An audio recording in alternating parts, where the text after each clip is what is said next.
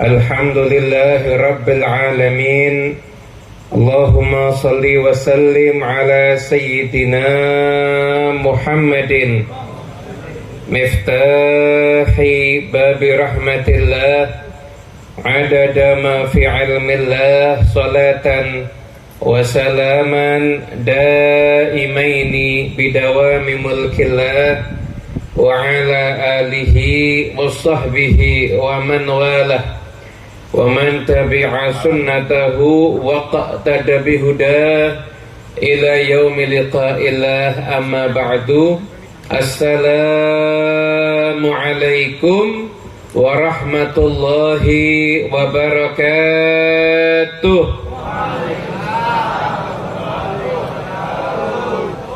Saya hormati, yang saya muliakan segenap para habaib, para alimul ulama, para kiai, utamanya Al-Habib Ali bin Umar bin Hibban mata'anallah biduli hayat, insyaallah beliau panjang umur, sehat dan wa'afiyah, serta guru kita semuanya, pengasuh pondok pesantren Nurul Iman Bapak Kiai Haji Ahmad Mustafa.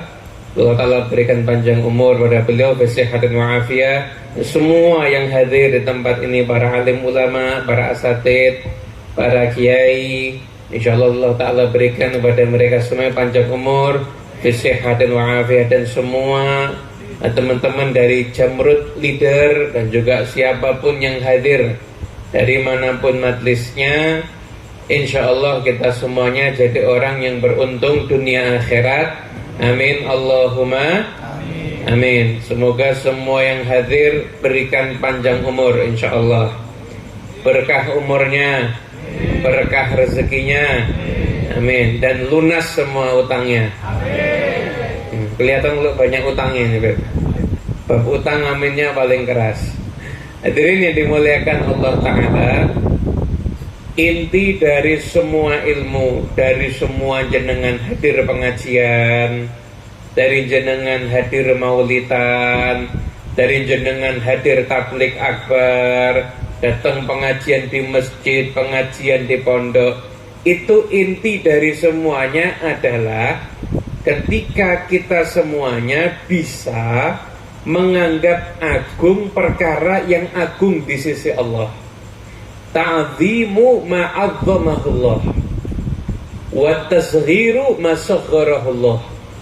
Menganggap agung semua yang agung di sisi Allah dan menganggap kecil semua yang kecil di sisi Allah Subhanahu wa ta'ala. Itu intinya ilmu. Jadi jenengan ngaji, jenengan kalau ada yang mondok mungkin mondok, kalau ada yang aktif hadir pengajian, aktif rutinan, aktif maulidan, tablik akbar di mana-mana datang. Terus sehari 3 tablik akbar, 3 datang semuanya. Intinya apa? Intinya yang agung di mata Allah kita anggap agung, yang agung di sisi Allah kita anggap agung, dan yang kecil di sisi Allah juga kita anggap kecil. Itu intinya ilmu. Kenapa? Karena umat zaman sekarang ini banyak yang keliru. Umat zaman sekarang ini banyak yang keliru. Itu banyak orang-orang tua nyekolahkan anaknya di sekolahan formal, itu bayar puluhan, ini belum masuk, baru membayar aja udah puluhan juta. SPP-nya sekian juta, tapi SPP TPA 50.000 nggak pernah bayar. Ada atau ada? Maaf, orang itu kan kadang-kadang yang hobi itu ada perlombaan burung. Burung itu kan nanti kalau yang ngocehnya paling merdu, nanti dia akan mendapatkan hadiah. Adalah itu kan ada pelatih untuk khususan ngoceh burung.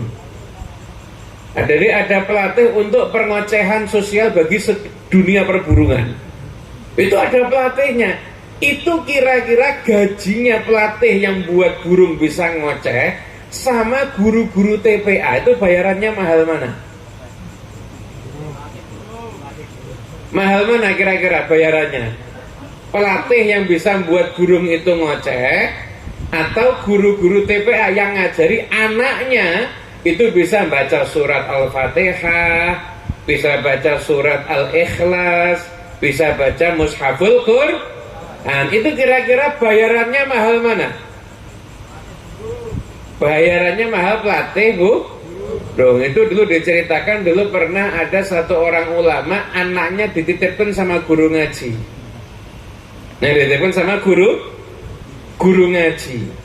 Nah, ketika anaknya pertama kali belajar ngaji, itu pertama kali pasti belajar surat belajar Begitu anaknya lancar Al-Fatihah, makhrajnya bener, panjang pendeknya bener, maka ini ulama ini yang anaknya diajari ini itu menghadiahkan kepada guru ngajinya uang 1.000 dinar. Uang 1.000 dinar. 1.000 dinar itu kira-kira berapa? Kira-kira berapa menurut jenengan? 1 dinar itu uang emas ya. Dan dinar itu kan uang emas. 1 dinar itu pernah saya hitung kurang lebih 2,5 juta. Berarti kalau 1.000 dinar kira-kira berapa? 2,5 miliar. Kira-kira manusia yang waras model begini zaman sekarang ada apa enggak ini? Ini menungso asli niku nggih ngeten niki. Ini yang betul-betul waras itu ya begini ini. Jadi yang ngajari anaknya bisa baca Quran itu dibayar mahal, berani dia. Itu manusia betul-betul waras. Berarti kalau zaman sekarang berani ngeluarkan duit macam-macam untuk guru ngaji anak, tidak berani ngeluarkan duit, berarti kurang waras. Nah, jadi termasuk yang mana? Yang waras apa yang kurang? Semoga yang waras semuanya insyaallah. Amin Allahumma amin. Muga-muga sing ngamini banter lo tunake utangi lunas. Amin. Ya, langsung amin semuanya. Emang kelihatan wajah-wajah utang-utang itu kelihatan memang. Hadirin yang dimuliakan Allah Ta'ala. Jadi intinya ilmu itu bagaimana kita bisa mengagungkan urusan sholat, mengagungkan urusannya Gusti Allah Subhanahu wa Ta'ala. Nyun ngapunten. Saya mau nanya, jawab jujur.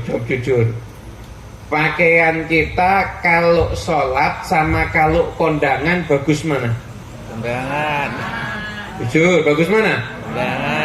Kondangan. Padahal sudah tiap harinya ngaji. Tapi bajunya untuk sholat sama baju untuk kondangan lebih bagus baju untuk kondangan. Ngapunten, pernah enggak beli baju khusus iki tak niati engko nek arep kondangan? Pernah enggak mikir begitu? Pernah. Pernah enggak beli baju tak niati ini mau sholat ngadep Gusti Allah?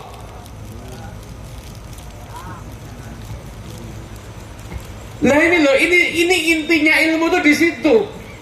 Gimana orang itu bisa mengagungkan yang agung di sisi Allah Subhanahu wa Ta'ala. Jangan kan Masya Allah, kan rata-rata pekerja semuanya Insya Allah. Dan dapat rezeki yang berkah Insya Allah. Nah sekarang jenengan mungkin kerja sama orang, nanti jenengan jadi bosnya. So ngaminnya semangat ini. Kalau jenengan itu kerja dengan kerja kan niatnya untuk cari rezeki. Rezeki yang ngasih siapa pada hakikatnya?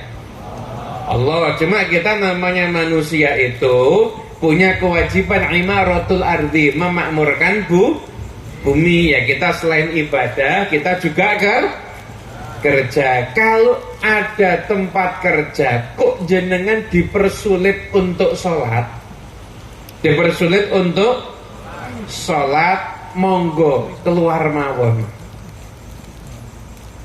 Oh beb, langkung nanti mau makan apa? Makan nasi tetep. Nggak jadi makan rumput tetep, insya Allah nggak makan rumput, tetep makan nasi insya Allah. Nggak makan rumput kok, aman-aman aja. Kenapa? Karena sehebat apapun pekerjaan Anda, sebesar apapun gajinya, sedahsyat apapun fasilitas yang diberikan, kalau Anda tidak sholat, itu pekerjaan jadinya nggak berkah. Sesuatu itu kalau nggak berkah berarti nggak ada kebaikan di dalamnya. Nggak ada kebaikan di dalamnya. Buat apa punya duit tapi nggak berkah? Ya kan? Milih mana?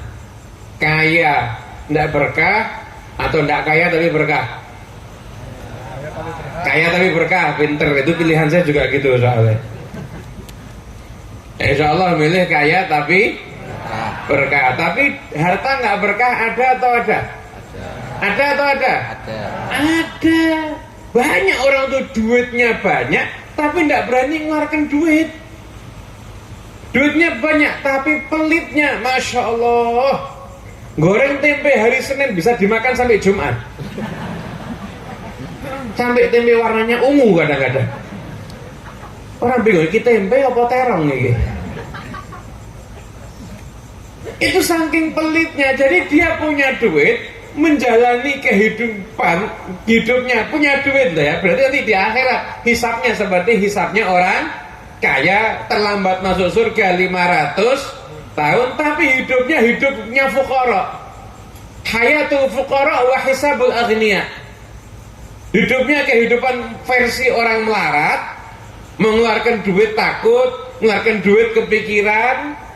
Sekali neraktir temennya, Masya Allah bisa tidak tidur 3 malam karena saking pelitnya. Hidupnya hidup model fuqara, tapi hisabnya nanti di akhirat hisabnya model al-niyah. Itu harta yang nggak berkah.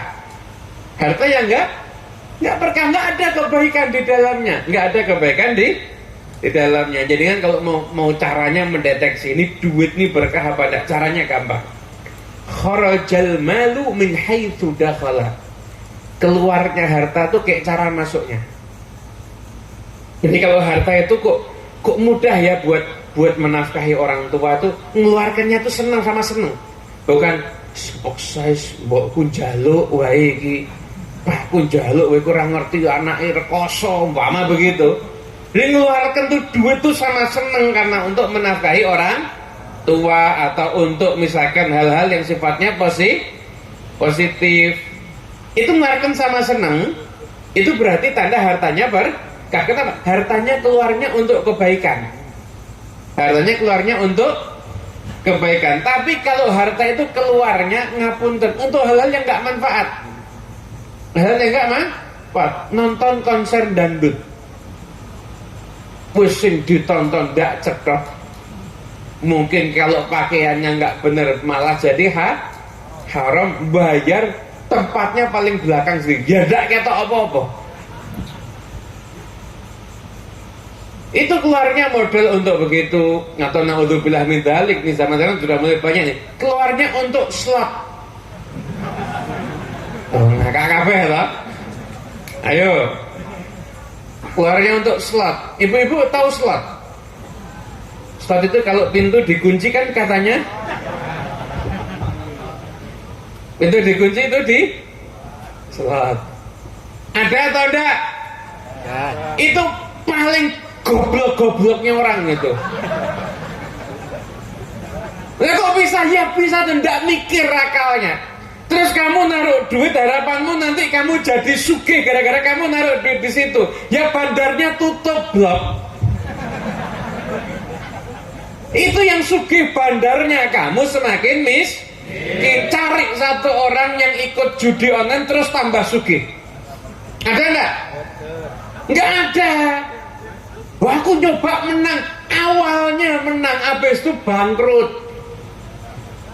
Itu sudah di sistem. Terus saya pernah lihat tuh ada orang yang dulunya kerja begitu, nulis di suatu media sosial. Nama media tidak boleh disebut, nama orang apalagi UU ITE, bahaya sekarang ini. Itu dia bilang dia kerja di situ, dia bilang goblok-gobloknya orang tuh yang naruh di situ. Kenapa? Itu yang kaya bandarnya lah. Kalau bandar tuh mau menjadikan kaya orang-orang yang naruh, ya bandarnya miskin. Kan tidak mikir itu. Memang disetting pertama kali orang masang pasti menang. Cuma memang judi ini penyakit. Betul, ini dulu pernah ada satu ustadz curhat sama saya. Dia didatengin suami istri, yang istri ngamuk sama suaminya. Kenapa? Karena main slot. Minta untuk pisah. Didamaikan sama ustadznya, suaminya janji-janji, sumpah sumprit semprong pokoknya semuanya. Pokoknya tidak mau ngulangi lagi. Beberapa bulan kemudian kelihatannya akur. Ternyata usut punya usut, main slot bareng suami istri.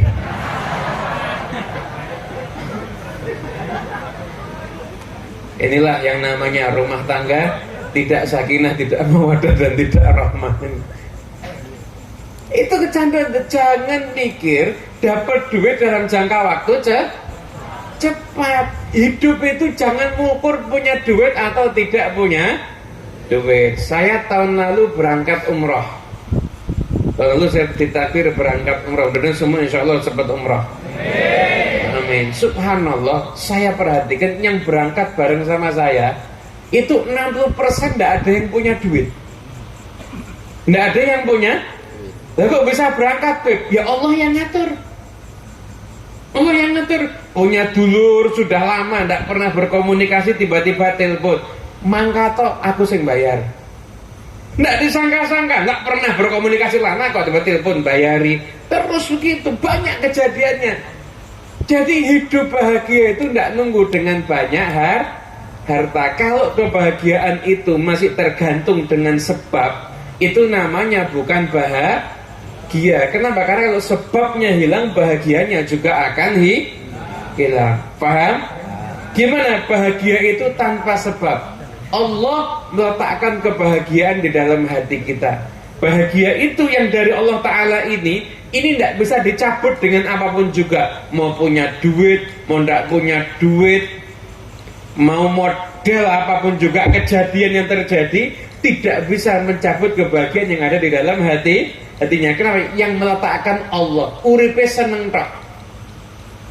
Uripe seneng tok. Pas dapat nikmat wajar, biasa seneng. Pas diuji sabar, tapi juga seneng. Kenapa? Bayangkan ganjaranku ning swarga akeh iki. Hidupnya seneng tok. Itu kalau Allah Ta'ala meletakkan kebahagiaan dalam hatinya. Coba lihat nih Kanjeng Nabi Muhammad SAW. Rasulullah SAW itu, beliau ujiannya Kanjeng Nabi banyak enggak? Ini ujiannya Kanjeng Nabi itu kalau separuhnya dikasihkan ke orang zaman sekarang, saya jamin